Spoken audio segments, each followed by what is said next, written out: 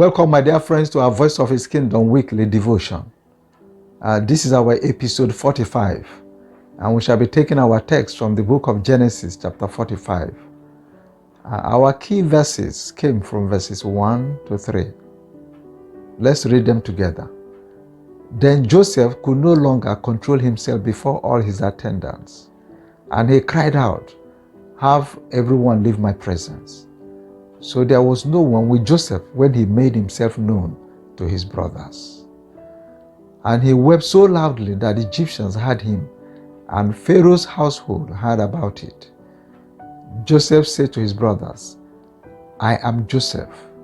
Is my father still living?" But his brothers were not able to answer him, because they were terrified at his presence. Let's look at the background to our text, my dear friends. Now, Joseph's 11 brothers were brought back to his house to clear themselves of the accusation of theft levied on them by him. But as we saw in our last week's discussion, it's difficult to ascertain why Joseph falsely accused his brothers of theft. But here we can see that Joseph probably was preparing grounds to reveal himself to his family. This truly was a grand suspense drama which has just reached its climax. Joseph couldn't continue to hide his identity and had to reveal himself to his long estranged brothers. He wanted his only brother Benjamin to be there because he and their father Jacob didn't know the true story of his disappearance. The others knew and cleverly kept the truth away from their father and from Benjamin. So you can see why he was insisting that Benjamin should be brought, so that the 12 of them can stand or sit together when this revelation is made. In verse 3, he told them, "I am Joseph. Is my father still alive?" Now, the big cover-up was blown open, my friends, and the lie of the gang of 10 uncovered. Can you imagine the look on their faces?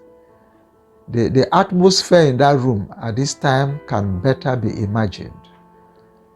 Old men brought low by their sins, their mouths wide open, and their faces riddled with guilt and remorse all over. The words, "I am Joseph," will be replayed in their minds over and over again, I can imagine. So, my friends, what lessons can we learn from our text? Well, now the first lesson is that no one can stop God. He does great and mighty things. Jacob, Joseph's father, in Genesis chapter 49, verse 23 to 25, on his deathbed, as he was blessing and proclaiming prophetically upon his children, he said this about Joseph. When he got to his turn, he said, "With bitterness Acres attacked him. They shot at him with hostility, but his bow remained steady. His strong arm stayed limber because of the hand of the mighty one of Jacob, because of the shepherd, the rock of Israel, because of your father's God who helps you, because of the Almighty." So, my friend, God helped Joseph. He kept him, saw him through to this very day. That same God will help you too in your own hour of need. All you need to do is to look up to him. Now, the second lesson is that no matter what we do, our sins will confront us someday.